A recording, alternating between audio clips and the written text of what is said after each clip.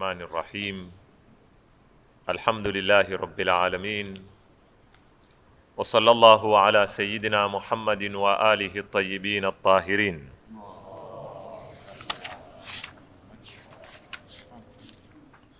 اللهم أدخل على أهل القبور السرور، اللهم أغني كل فقير، اللهم أشبع كل جائع، اللهم اكسو كل عريان، اللهم اقضي دين كل مدين، اللهم فرج عن كل مكروب، اللهم رد كل غريب، اللهم فك كل أسير، اللهم أصلح كل فاسد من أمور المسلمين، اللهم اشفي كل مريض، اللهم سد فقرنا بغناك، اللهم غير سوء حالنا بحسن حالك، اللهم اقضي عنا الدين وأغننا من الفقر إنك على كل شيء قدير.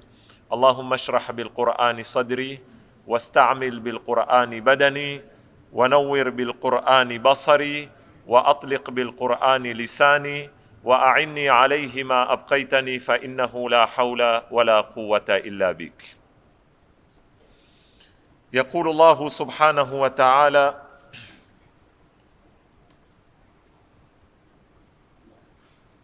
يا أيها الإنسان إنك كادح إلى ربك كدحا فملاقيه. Mpaka darasa ya yana, natumai imekuwa wazi mbele yetu sisi kuwa hakuna pingamizi yoyote ya kiakili inaoweza kusimama mbele ya mjadala kuhusu siku ya Kiyama, na yale wanayoyazungumza wapinzani wa Kiyama tumeyaona ni mambo ambayo hayana msingi, mbali na kuwa hikma ya Mwenyezi Mungu, uadilifu wa Mwenyezi Mungu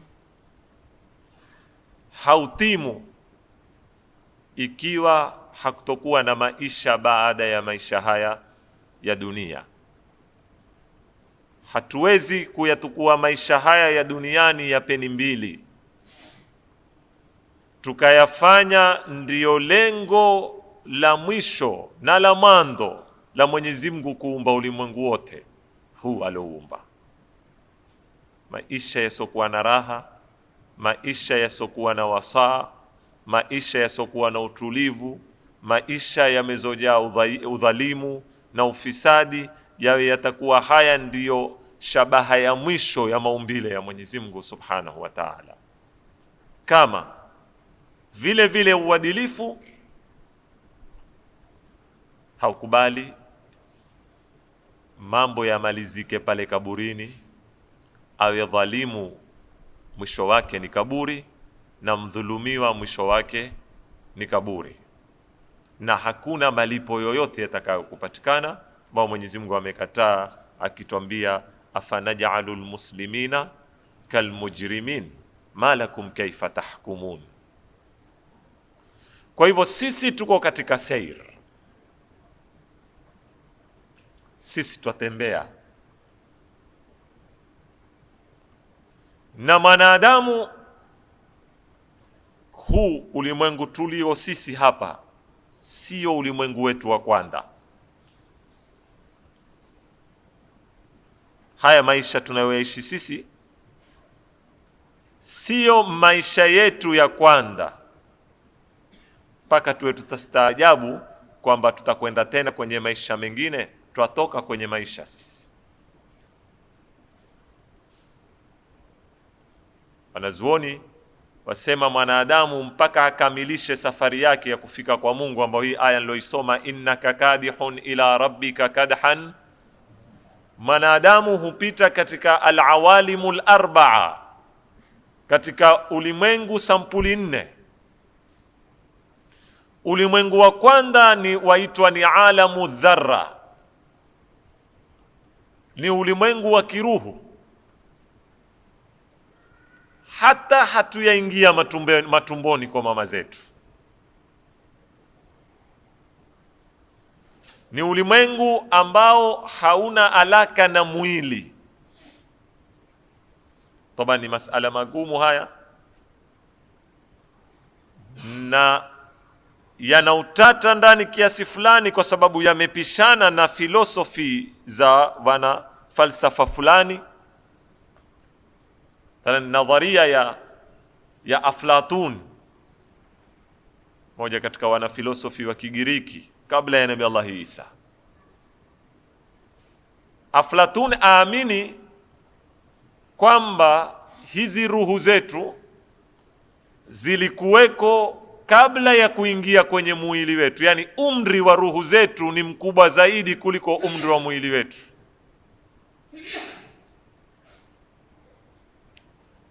Na tulikuwa tukiishi katika alam, katika ulimwengu wa kiruhu, kisha baada yake tukateremka tukaingia katika mwili. Sasa ule ulimwengu wa kiruhu tuweza kuwa mkuu ni alamu dhar, na unao ishara katika Qur'ani ulimwengu huu unao ishara. Mfano, rudia katika hadithul Quds, uitafute tafsiri ya Mwenyezi Mungu Subhanahu wa Ta'ala alipoiumba akili. Anena kabla hajaumba kitu chochote Mwenyezi Mungu aliumba nini? Akili.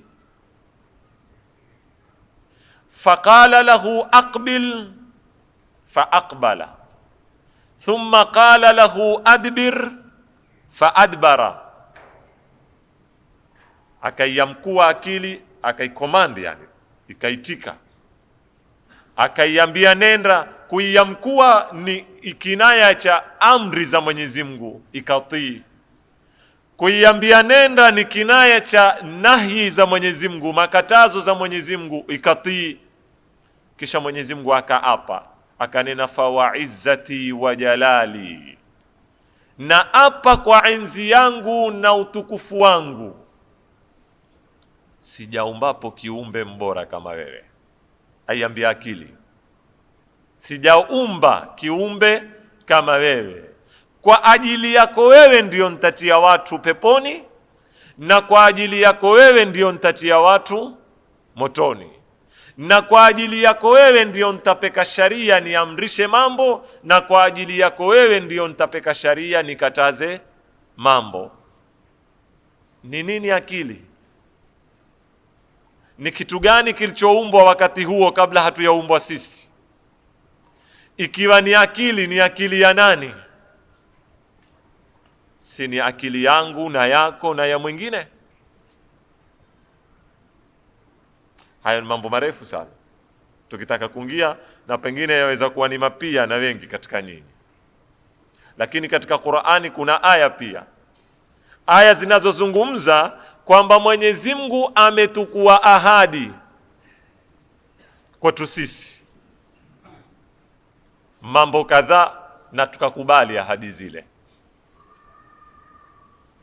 Akatukua ahadi kwa mitumi wote kabla hawayatumilizwa mitumi wowote, wote wamkubali Mtume Muhammad sallallahu alaihi wa sallam, wakamkubali. Akatukua ahadi kwa tauhidi, sote tukakubali. Kisha tulipokuja duniani tukakhalifu ahadi zile. Wakumbuka ahadi hiyo ulipotukua? Sasa wanazuoni wanena huu unaozungumzwa ni alamu dharra. Sitaki kupoteza wakati mrefu, unajua tutasumbuana sana tukisimama hapa, lakini mwanadamu kiruhu alikuweko kabla ya mwili. Naweza kuwa ni ulimwengu unagiza kiasi fulani kuuelewa, lakini filosofi imethibitisha mambo haya. Ono ni ulimwengu wake.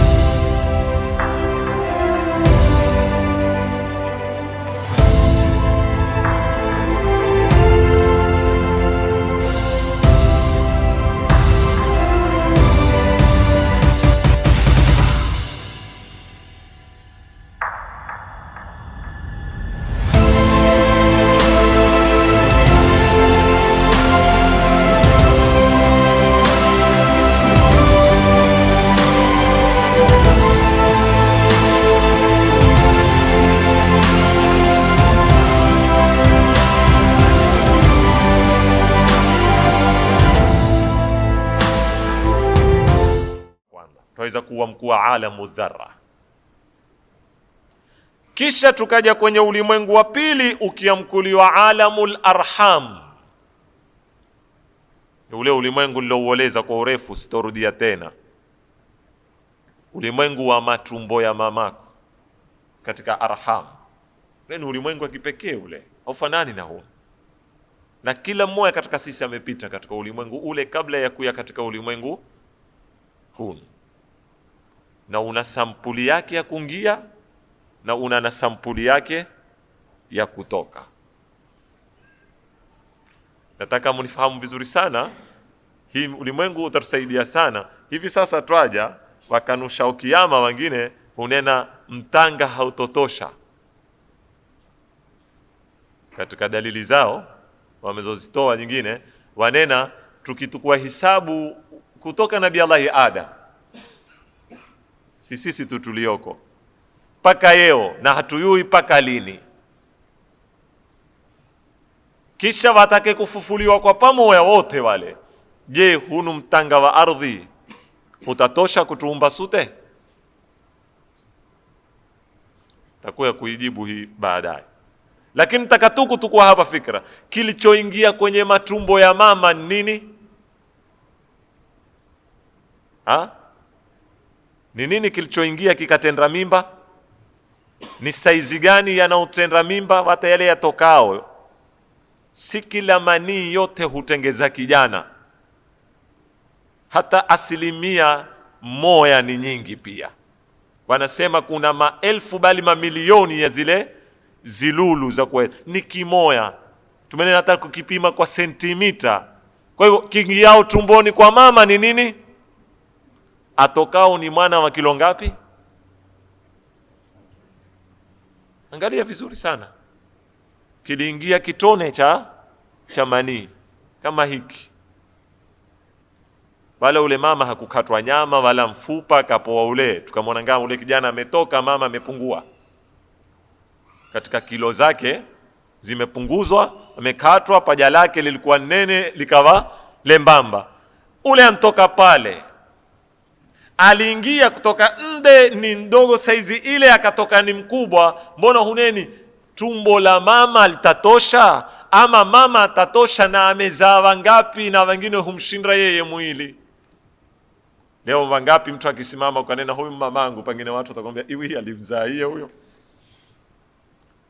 Sasa yaangalie matumbo ya mama yanavyo, kinachongia nkipi na kinachotoka nkipi, kisha uangalie minha khalaqnakum wa fiha nu'idukum wa minha nukhrijukum taratan ukhra.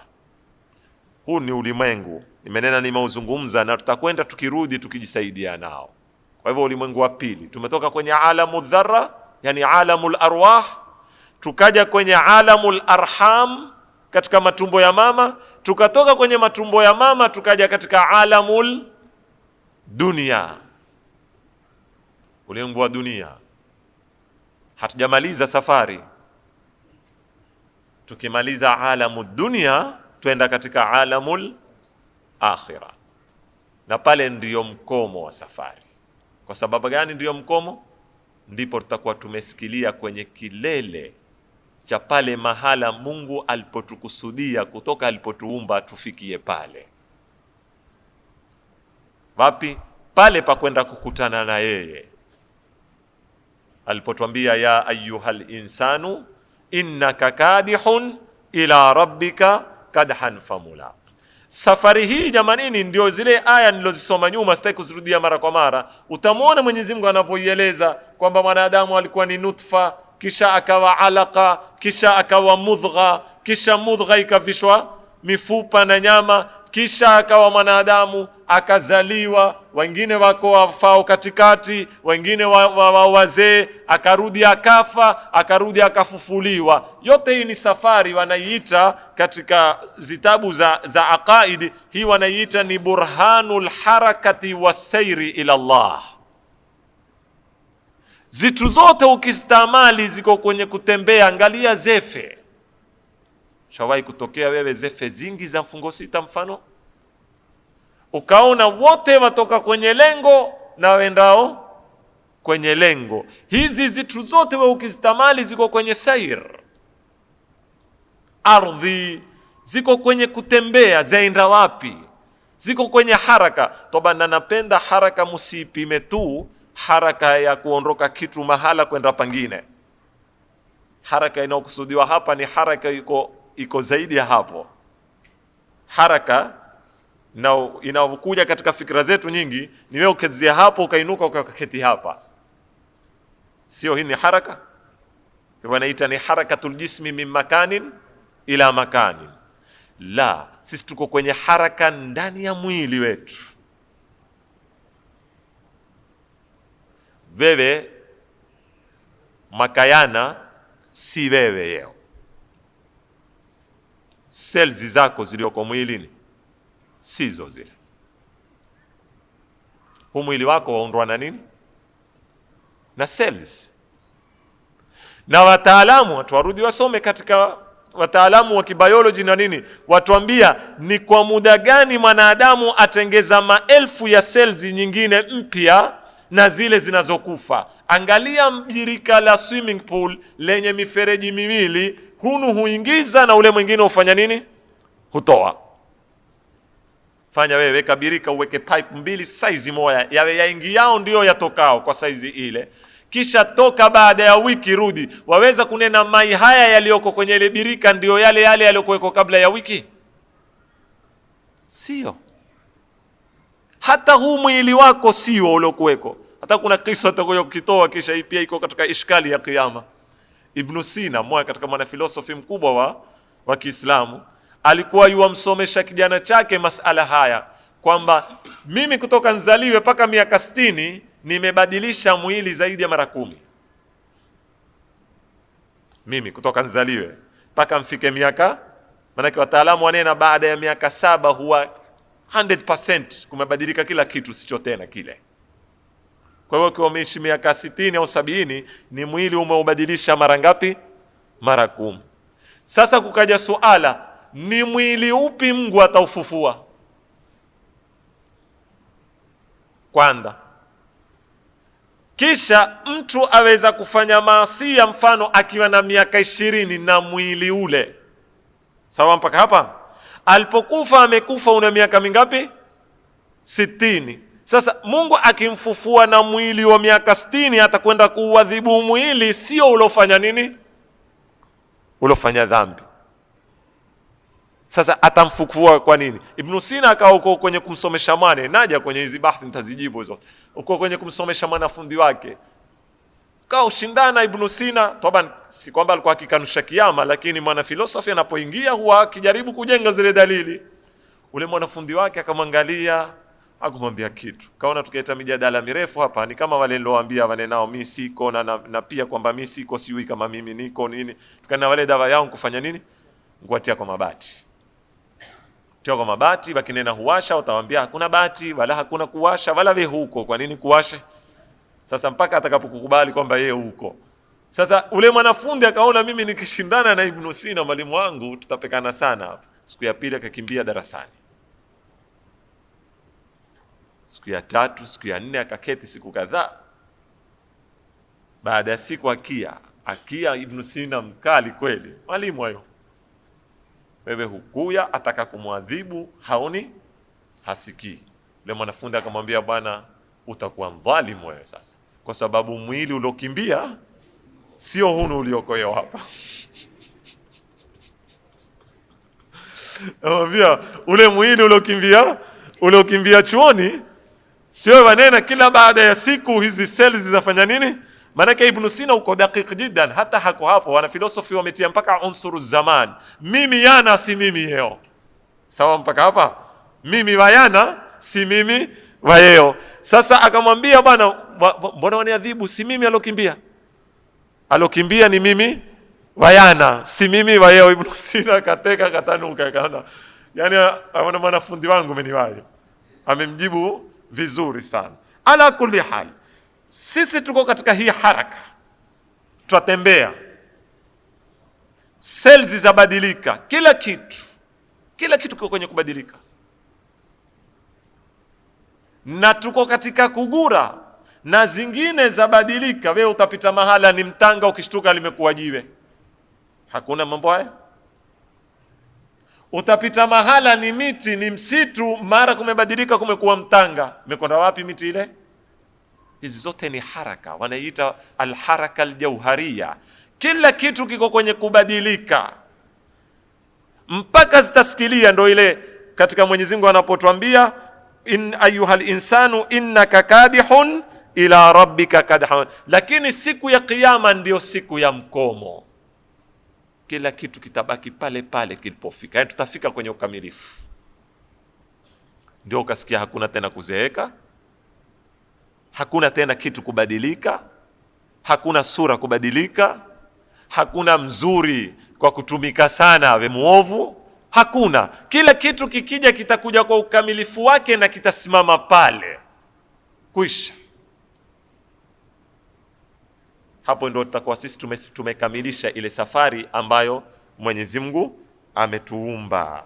Hapo sasa mengi tuliyoyatamani Mwenyezi Mungu atatukamilishia. Mfano tu katika ndoto ya mwanadamu, sote tukawa na ndoto hii hapa na yao. Sasa mathalan tumeingia Ramadhani, matumbo ulikuwa utukata, ikiadia na Idi kutaanda tena, utasikia kila mtu bwana, kwa nini kuwe na ikhtilafu? Kila mwanadamu hapendi kukhtalifiana. Hakuna mwanadamu apendao ikhtilafu, kwa ila atakuwa ni kinyume na maumbile. Hakuna akataao sote tuwe wamoja na mambo yetu yote yawe sawa na mambo yote yatufanye nini, yatunyokee, isipokuwa maumbile aliyotuumba Mwenyezi Mungu na tabia ya maisha ya kiulimwengu ni ndoto ambayo si rahisi kupatikana, na hata ikipatikana itapatikana kwa kiwango fulani. Mwenyezi Mungu ametuambia kwenye Qur'ani, wala yazaluna mukhtalifi. Kama mathalan sasa yao utasikia watu kwambia mwezi ujao Idi ingelikuwa ni uzuri sana tutoe Idi pamoja, kukafanywa na semina na mitingi, na kila kukifanywa mitingi huzidi kutatana. Wengine wakakwambia tutegemee elimu, tuangalie falaki itasema nini, kutatoka kufiwapo, tutakwenda kuliwapo nyama. Wajua kuna zitu watu wako sathi, hawaziangalii kwa kina. Wajua maana ya kutegemea falaki ni kutoa mpira kwa wanazuoni wa dini, kuupeka kwa wataalamu wasokuwa wa kidini, wasokuwa Waislamu. Ni nani wenye wanaumiliki marasid za kufuata mwezi ulimwenguni, wakwambie mwezi umezaliwa au haujazaliwa? Ni nani? Ziko wapi university za Kiislamu za kuweza kuthibitisha hayo? Nani wamezongia kwenye space? Sawa mpaka hapa? Kwanza tu ni hapa. Watoka kwa mwanachuoni wenda kwa mwanachuoni, hujatatua tatizo. Wanachuoni wendao kuwafuatilia, wao kwa wao pia wakhtalifiana. Nikitaka mtu na kitabu naweza kukuletea cha falaki zinavyosema mwezi huu uliopita, huu wa Ramadhani huu, kulingana na huu tulioandama nao, kulingana na marasid zinazosema utazaliwa vipi na marasid zinavyosema utazaliwa vipi. Huwezi kuikimbia elimu. Zote ni elimu. Huu yao waidi. Marsad yanena Sharqi Afrika 29 hakuna uwezekano wa kuona mwezi. Marsad. Kalenda yanena 29 utaonekana mwezi. Uambiwe ni kalenda ya Marsad hii. Huyu mwenye kalenda kitabu chake anena Sharqi Afrika, East Africa 29 hakuna mwezi. Utaonekana West Africa. Uko uwezekano West Africa kuonekana, uko uwezekano sijui Asia kuonekana. Lakini waweza kuona kwa nini yeye ametangaza mwezi wa 9 yeye? Kwa sababu yeye imani yake huyu mwenye kalenda ni uonekanapo mwezi ni idi kwa watu wote. Hathibitishi mwezi Kenya. Napenda kuweka sawa, kuna baadhi ya wasomi wainuka siku hizi kukwambia kalenda hii haifanyi nini? Haikosi. Huu mwenye kalenda kuna kitabu chake amekitoa cha mwaka 2010 na 2011 kuhusu mwezi. Huu uyao na huu uliopita East Africa kuna mwezi. Sio, tumefahamiana vizuri sana jamanini? Sasa sitaki kuingia kwenye bahthi ya mwezi. Kuna siku inshallah taala mambo nataka kuyafafanua wazi, siku moja tutaweka muhadhara, si kwa lengo ya kuvutana, kuambia si suluhisho, si kitu rahisi kukitatua, si simple hivyo. Hata tukenda kwa wataalamu wa ilmu falaki si rahisi. Ala kulli hal, sote lakini tunataka nini? Tunataka umoja. Lakini umoja tutaufikia vipi? Kuna shetani, kuna hawa, kuna umimi, kuna uwinga, kuna kila sampuli. Kila sampuli ziko katika jamii zetu. Sasa Mwenyezi Mungu Subhanahu wa Ta'ala atuambia siku ya Kiyama ni siku moja ya kuhakikishiwa matumaini haya mwanadamu ambayo ayaota ama ndoto hii. Mwenyezi Mungu atuambia katika suratul An'am, thumma ila rabbikum marji'ukum fayunabbi'ukum bima kuntum fihi takhtalifun. Siku ya Kiyama ndio siku mtarudi kwa Mola wenu, ili awape habari yale mulokuwa mukifanya nini, mukhtalifiana, ayaweke wazi ya usawa ni yapi na yasokuwa ya usawa ni yapi. Katika suratu Yunus anena, inna rabbaka yaqdi bainahum yawma alqiyamati fima kanu fihi yakhtalifun. Siku ya Kiyama ndio siku Mungu atayaweka wazi yale ambao walikuwa wakifanya nini, wakikhtalifiana. Allahu yahkumu bainakum yawma alqiyamati fima kuntum fihi takhtalifun. Nyingi ziko aya zinazozungumza ndoto hili.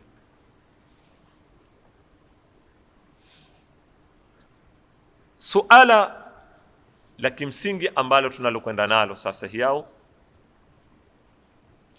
tukiwa tumekubali tutafufuliwa, siku ya Kiyama iko. Je, vipi tutafufuliwa? Vipi tutafufuliwa? Siaruka mada, tutarudi kwenye kufa. Kuna nukta muhimu ya kujazia hapa. Ukifuatilia zitabu za Kiislamu wanena kuna al-maadu al-jismani na al-maadu ar-ruhani. Je, tutaregeshwa kwa mwili wetu na ruhu yetu Kiyama? Tumekubali Kiyama kiko, tumekubali tutarudi, lakini pengine tutarudi kama sampuli tulivyoanda. Tumenena mwanzo tulikuwa ni ruhu tu bila mwili, kisha tukaingizwa kwenye mwili tukiwa matumboni kwa mama, kisha tukatoka duniani tukiwa ni mwili na ruhu. Pengine siku ya Kiyama itakuwa ni kurudi kiruhu tu, si safari ya kimwili. Bako wamezokwenda kwenye itikadi hizi katika wasokuwa Waislamu, na wachache katika wanafilosofi wa Kiislamu wamekwenda kudai kwamba hakuna kiyama cha mwili. Kiyama ni cha nini? Cha kiruhu. Na wengi katika wanazuoni wetu wa madhehebu tofauti tofauti, ukifuatilia mfano sasa hivi ukienda katika upande wa ahli sunna utampata al-Imamu al-Ghazali, al-Imamu al-Ka'bi, al-Imamu al-Halimi na al-Imamu al-Raghib al-Isfahani. Hawa wote wanena tutafufuliwa kimwili na kiruhu, katika ulamai wa aqaid wakubwa hapa.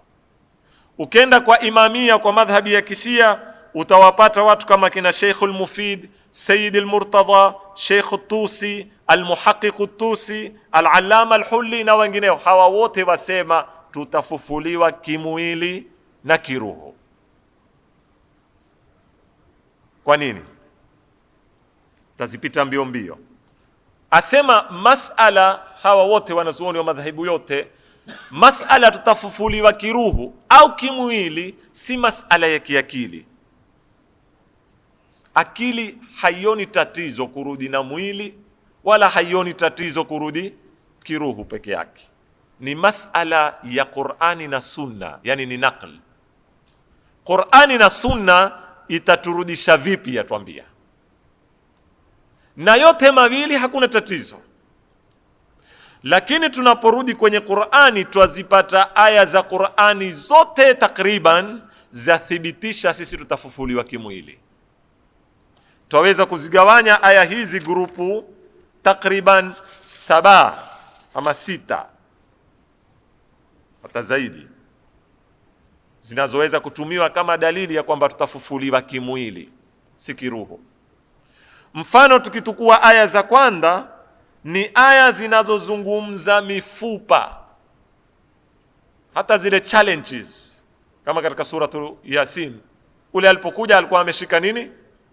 Mfupa umetakalika, akimwambia man yuhyi al'idhama wa hiya ramim, nani ataifufua hii mifupa itakapokutakalika? Mwenyezi Mungu akamjibu akamwambia ataifufua hiyo mifupa aliyeiumba. Kwa hivyo si masala ya kurudishwa nini, si masala ya kurudishwa ruhu. Lao ilikuwa masala ya kurudishwa ruhu, Mungu alikuwa ajibu la, masala si mifupa, msione dhiki, mtarudi kiruhu tu.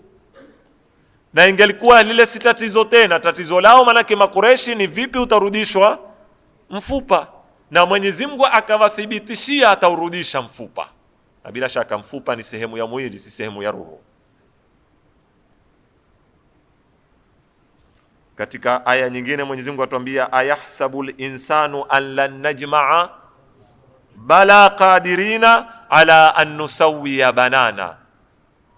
Yafikiri hatuwezi kukusanya mifupa, bali twaweza kuikusanya mifupa na zaidi ya mifupa. Yani kwa zungumzo mwili, hakuzungumzi ruhu. Hilo ni grupu la kwanza. Grupu la pili ni zile aya zituambiao tutatolewa kaburini. Si tunavyojua ruhu haiko kaburini.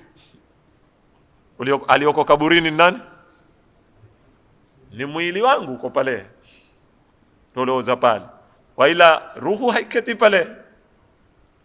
Lakini ziangalie aya tungu mzima za Qur'ani za tuthibitishia siku ya Kiyama kwamba watu watatolewa makaburini. Kwa hivyo ni miili ndio itakao kutolewa makaburini. Mwenyezi Mungu atuambia wa anna sa'ata la raiba fiha wa anna Allaha yab'athu man fil qubur. Mwenyezi Mungu atafufua walioko kaburini. Wa nufikha fi suri fa idhahum min al ajdathi ila rabbihim yansilun. Min al ajdathi pia ni min al qubur, watoka katika kaburi wakikimbilia kwa Mola wao. Qalu ya wailana, wakisha kufufuliwa wenyewe watanena ya wailana man ba'athana min marqadina hadha ma wa'ada ar-rahmanu wa sadaqa al-mursalun. Nani aliyotutoa tena sisi katika malazi yetu? Marqadina ni malazi yetu, yani kaburi zetu. Afala ya'lamu idha bu'thira ma fil qubur. Sasa aya zote hizi zatuthibitishia sisi kwamba kiyama kitakuya kuwaregesha walioko makaburini, na iliyoko kaburini ni miili yetu, si ruhu zetu. 3, kuna aya zinatuambia zitatutoa kwenye mtanga, si kwenye kaburi. Na bila shaka mwili ndio unaoumbwa kwa mtanga, ruhu haikutoka kwenye mtanga. Mwenyezi Mungu alimuumba Adam kwa mtanga mwili wake, lakini ilipoadia ruhu alinena wa nafakhtu fihi min ruhi. Ruhu yatoka kwa Mwenyezi Mungu moja kwa moja, si kwamba ilipitia material fulani ikatengenezwa, wala si mada. Minha khalaqnakum wa fiha nu'idukum wa minha nukhrijukum taratan ukhra. Kwa hivyo tutatolewa kwenye mtanga. Wallahu ambatakum minal ardi nabata thumma yu'idukum fiha wa yukhrijukum ikhraja. Tutatolewa tena kwenye ardhi, kwa hivyo ni mili. Qala fiha tuhyuna au tuhyuna wa fiha tamutuna wa minha tukhrajun.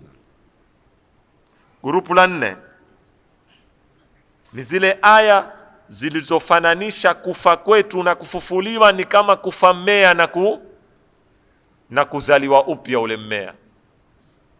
Yani ni tashbihul mada bil mada, chafananishwa kitu cha kimwili kwa kitu cha kimwili. Mwenyezi Mungu ametupigia mfano wenu nyinyi kuwahuisha siku ya Kiyama ni kama mvua iliyopiga kwenye ardhi ikatoka mimea tukaihuisha ardhi ile. Ukistamali aya hizi zote humalizika na maneno sampuli hini: kadhalika nukhrijul mauta kadhalika alkhuruj kadhalika an-nushur. Hivyo hivyo inavyomea miti ndivyo mtakavyo kutoka nyinyi siku ya Kiyama. Hivyo hivyo ndivyo tutakavyokuwahuisha waliokufa. Hivyo hivyo ndivyo tutakavyokuwafufua. Yani sampuli mnaoiona hiyo miti ndio sampuli tutakayokuwafufua nyinyi. Na hakuna tashbihi baina ya sisi kama ruhu na miti. Ni sharti tufananishwe sisi kimwili na nini? Na miti. Ndiyo tashbihi itimu kufanana katika kufa kwetu na kufufuliwa kwetu. 5. Nitakuwa kuzungumza baadaye kwa urefu, sasa hivi nitazifupisha. Kama kiyama cha ruhu, kiyama cha nini? Cha ruhu. Zitanda nzani, magodoro yani, makochi yani, zijiko nzani, zisu nzani, matufaha nzani, hurul aini nzani. Yani aya zinazozungumza starehe za pepo ziweke zote. Sasa uziangalie starehe aina gani zinazozungumzwa pale. Waila ikiwa ni ruhu, haitaki mto koa, wala haitaki mito ya maziwa, wala mito ya asali, wala haitaki wanawake mahurul ain, wala haitaki maepul wala zabibu wala mitende wala paka mwisho, wala haitaki zitanda wala matandiko wala magodoro. Sasa hizi raha za kimwili, raha za kimada zote zinazozungumzwa peponi zathibitisha kwamba sisi twendao peponi. Kwa nini? Kwa miili yetu. Hatuendi peponi kwa ruhu zetu. Kama ni ruhu, raha za kiruhu ni sampuli mbali. Ndio utakuta Mwenyezi Mungu atuambia waliman khafa maqama rabbih jannatani, ana bustani 2. Aendelea fabi ayi ala dhawata afnani, yenye tandu. Wengine wamefasiri afnani kwa maana ya furuu, wengine wamefasiri afnani kila tunda liko sampuli 2. Ukipoa la kwanza, ukipoa la pili halifanani, tamu la pili na tamu la kwanza. Fabi ayi ala rabbikuma tukadhiban fihima ainani tajriyani, kuna mito miwili. Wengine hunena mto mmoja wa asali, mmoja wa maziwa, wengine sijui hunena wa nini. Mufasirina wana tafsiri mbalimbali. Nimezungumza mimi kwenye suratul Rahman, nimeifasiri suratul Rahman, kaseti zake ziko. Fihima ainani tajriyani fihima min kulli faqihatin zawjani, katika kila matunda kuna mbea 2. Muttakiina ala furushin. Toba nazirukaruka aya, sizisomi kwa mfululizo, nataka kutunda zile ushahidi tu. Muttakiina ala furushin, wametegemea kwa utazia mkuu ni magodoro, masofa set ni nini, matandiko. Muttakiina ala furushin batainuha min istabraqin wajanal jannataini dan, wametegemea hariri. Istabraq ni sampuli ya hariri ya hali ya juu, ndio matandiko yao. Na miti yake baada ya matunda hayo na mito, ukitaka kula apple huinama wenyewe. Ndio hiyo wajanal jannataini dan. Jana ni jani ni kuvuna, ni kukata tunda. Na kukata matunda ya mabustani hayo mawili dan. Thumma dana fatadalla. Dan imetokamana na iqtaraba. Ndio ile zamani tukiambiwa mkono utakuwa mrefu, alikuwa hatujajua hii teknolojia ya remote yao. Sio ambiwa peponi utakuwa ulele umechoka, ama utaka kupumzika, wataka kuzinyataa, Mungu ataufanya mkono wako mrefu unyoke mpaka usikilie kwenye ile switch uzinye. Ukimaliza kuzinya, mkono ule utarudi uwe kawaida ile. Wala ukibaki mrefu utatisha, watu watakwenda mbio. Sawa mpaka hapa? Lakini mwangalie mwanadamu anavyojaribu kuyafasiri maisha ya akhira asivyoweza.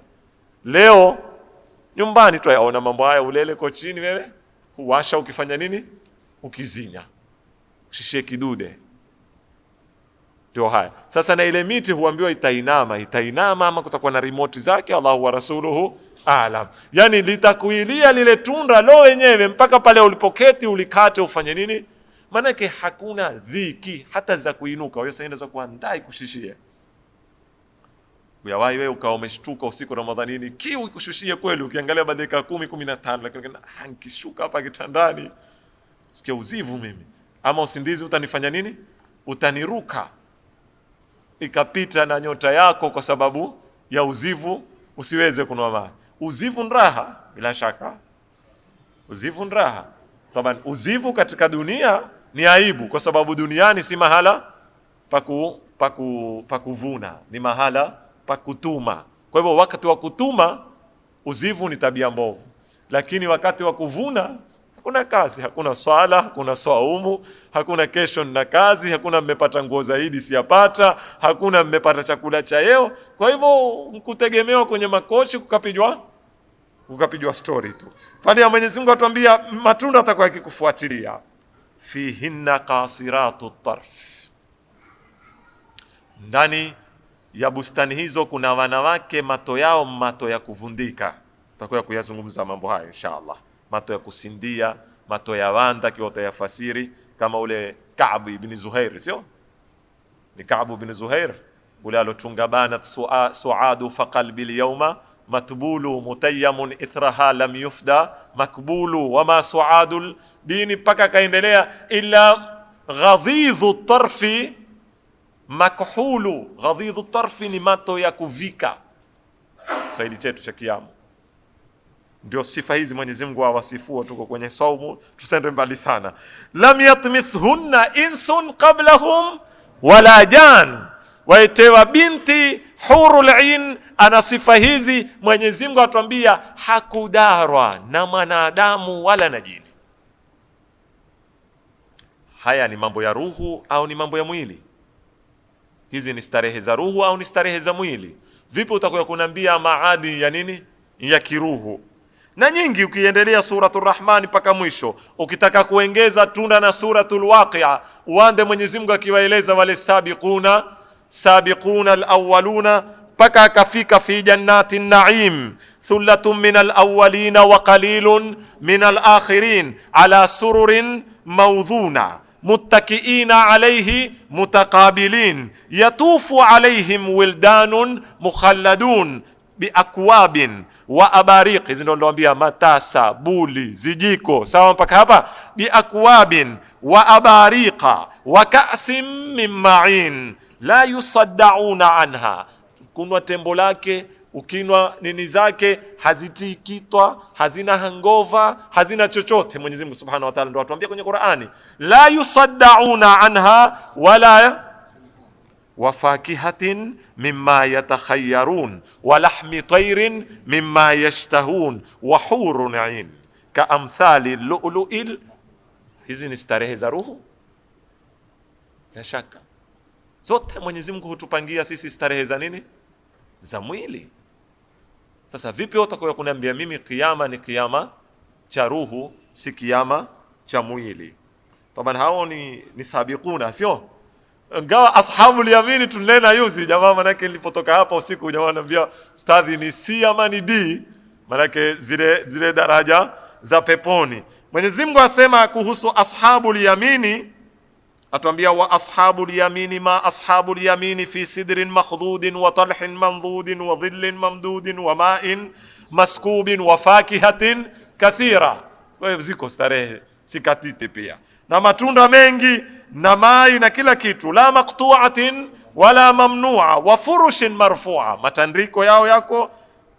Kisha pia wanaona hurul aini. Mwenyezi Mungu awasifu inna ansha'nahunna insha'a faja'alnahunna abkara uruban atraba li ashabil yamin mpaka mwisho. Hizi ni aya grupu ya 5 za tuthibitishia sisi kiyama cha mwili, si kiyama cha roho. Adhabu pia fungue na ukurasa wa 2. Maana wanadamu akionyeshwa masala ya peponi na mahurul aini, sote huwa tumetoa mato, nyote utuvuya sawa mpaka hapa. Lakini haya mambo kama nilivyowaambia si ya kutolewa bure, wala si zaka wala si sadaka. Yataka nini? Yataka amal. wa an laysa lilinsani illa ma saa.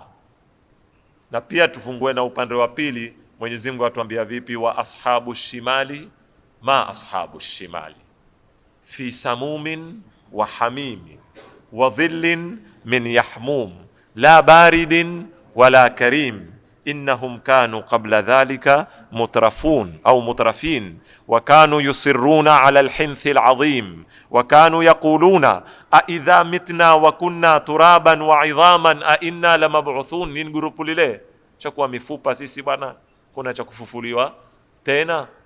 Bata tuangalie maisha ni haya haya, kupatiliza ni hapa. Kwa hivyo wakaitumia chansi yao duniani, wakastarehe duniani, wakanyanyasa duniani. Mwenyezi Mungu awaambia watu hawa nafasi yao ni hii: joto, moto na kila sampuli za adhabu.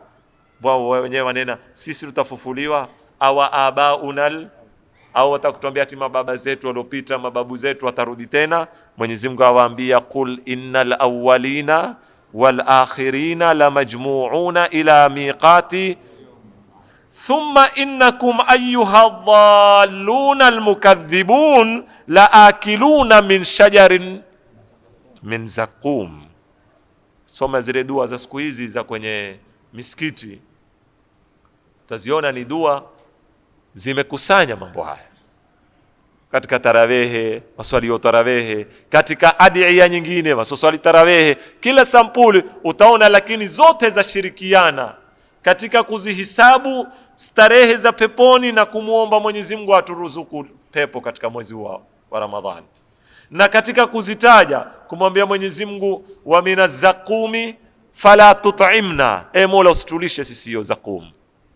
Zaqum ni chakula kiovu, tutakuja kukieleza, chakula cha watu wa motoni. Usituvishe nguo za moto, zile nguo zenyewe watakazokuvishwa ni narun, za teketeza. Nguo zenyewe kabla ya ule moto wa jahannam unavowaka pale ndani, wamwambia Mwenyezi Mungu usituvishe nguo hizi. Mwenyezi Mungu usituweke pamoja na mashetani. Mwenyezi Mungu usituweke na watu waovu. Zile dua tunazohisabu, ikiwa twaziomba kwa dhati, manake astaghfirullah, istihzai zetu sisi mara nyingine zimetusa mpaka zimekwenda kwenye mambo ambayo kwamba ndio mambo muhimu, ndio ruhu ya maisha yetu katika hii dunia na akhira, ukatuona sisi ufanya istihzai mara nyingine. Na leo ukiangalia, nisitaki kuingia kwenye mjadala, swala tarawehe iko hakuna, kila mmoja kwa pale alipo anavyoiona, ile imani anavyoiona yeye. Wewe umeiona swala ya tarawehe iko sawa, ifanye kiuhakika. Utasikia lugha hiyo, ndio kutoa ui. Hizo lugha tena, mtu ndio kutoa ui. Ndio kutoa ui ni yani ndio kuinama na kuinuka ili ni utoe ui matumboni. Kisha ukiangalia, na jamani, ni zitu kama hizi tuambiana wazi, hatupijilizi kama mtu yatamkera yatanini shauri zake. Sawa mpaka hapa? Ukaona jamaa ukwambia sikiti fulani, ngalia ashiki punzi, wala dhalina ndio punzi yake ya kwanza. Sawa mpaka hapa? Utakuta barobaro zitu kama hizi, kwambia wewe uswali wapi? Hiyo bana, Garissa Express iko wapi? Iko mahala fulani. Na imamu wakaingia sangine kwenye mambo haya. Wakaingia, ikawa jamaa akianza ile bismillah ni pumzi moja ile, alhamdulillah rabbil alamin arrahmanir rahim maliki yawmiddin iyyaka na'budu wa iyyaka nasta'in, ndio yoshika break ya kwanza. Sheikh, sisi tunamwabudu Mwenyezi Mungu, tusimame mbele ya Mwenyezi Mungu subhanahu wa ta'ala kwa imani ulio wewe ulotoka ukaenda ukaswali. Utaona mbio fukuzana nusu saa, kila mtu una haraka, akitoka ule meteremka uko barazani, ule metanuka pale, ule hushuka langoni enda shopping madukani. Maana wanaume kwetu alhamdulillah wenda shopping wote, ingawa huwa huni kununua kitu. Sasa zitu kama hizi, ndugu zangu ni Waislamu, hizi ni nafasi tutataka tuzitumie vizuri. kila unachokiamini kifanye kisawa sawa vile unavyoamini. Ule asioamini shauri zake sana kwa upande wake, na yeye ana yake, lakini anapoyafanya yale yake. Na mimi nimezungumza mara nyingi kwenye hutuba hapa ya Juma, namaliza mada yangu hapa leo, kesho tutaenda kwenye mada nyingine. Nimezungumza mara nyingi, tofauti ya sunna na faradhi iko tu kwamba una uamuzi, ukitaka utafanya na ukitaka hufanyi. Hapa huna uamuzi. Basi unaposema mimi nataka kuswali faradhi au nataka kuswali sunna, tofauti yake faradhi huna uamuzi, sunna lakini sampuli ya kuifanya mmoja, sampuli ya kuifanya mmoja. Lakini leo hala tuangalie sisi, ukimwona mtu anaenda kuswali sunna, uswalie,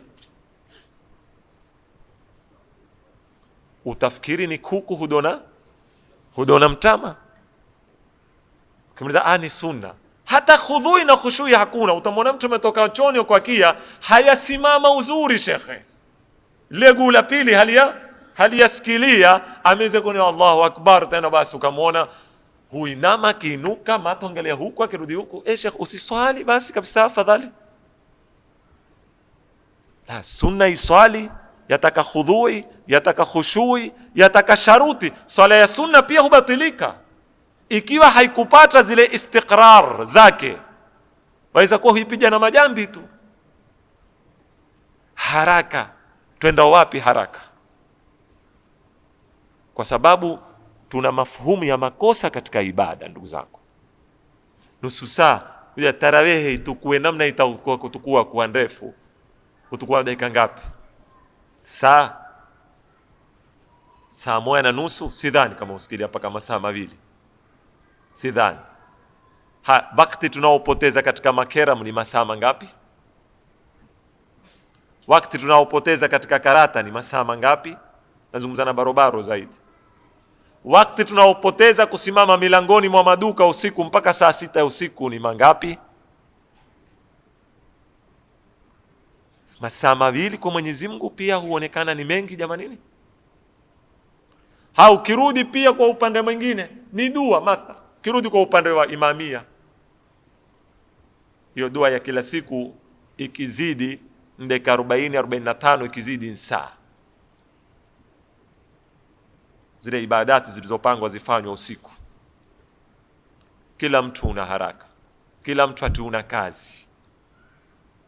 kazi nyingi.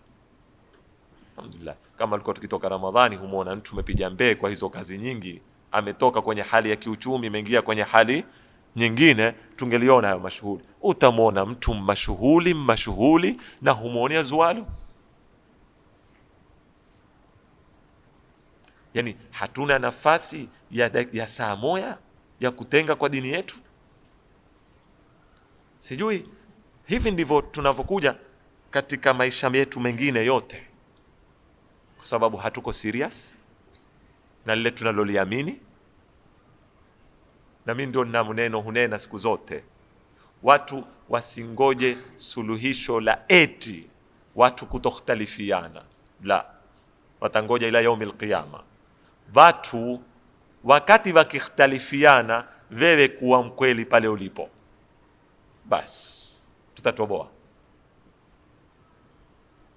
Wakati kila mtu akiwa na lake, lile lake awe mkweli nalo, hata kama la kupiga ngoma, lakini kuwa serious. Kanuni ya maisha, anaye hata ufanya ufisadi kwa nidhamu za ufisadi duniani ufaulu. Mtaniona maneno makubwa haya nenayo mimi, sineni Mungu hubarikia ufisadi. Hata wale wapotevu wanaofanya ule upotevu wakiamini wao kwamba ni maslaha, na wakawa na bidii nao kwa kanuni za kidunia ufaulu. Waila kwa nini watu wasikilie mwezini kiwa makafiri?